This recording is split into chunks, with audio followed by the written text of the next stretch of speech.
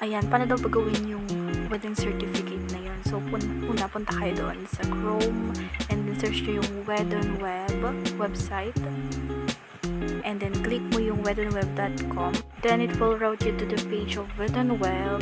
Tapos i-click mo yung start here. Ayan. Ayan. Tapos lagay mo lang yung pangalan mo. Tapos lahat ng details na kailangan dyan. Then yung email mo. Kasi doon mo receive yung confirmation. Tapos yung pangalan din ng partner mo. Ilagay mo sa baba. Yan. For example, ganyan. And then yung email nila for confirmation. Lagay mo din yung date of certificate. Kung anong date pa niyan, then you have agreed, if you have agreed to their terms or condition, tapos yung captcha, i-click mo din yun, then continue lang.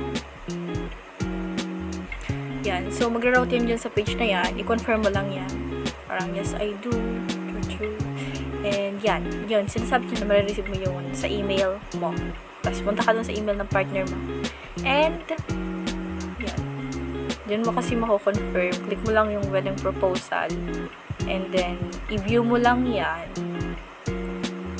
Pagkatapos yan, i-confirm mo lang din. Kaya yung pag-confirm mo kanina doon. Tapos, yan, congratulations! Antay mo lang mag-reflect yung certificate. Then, well done. Thank you for watching.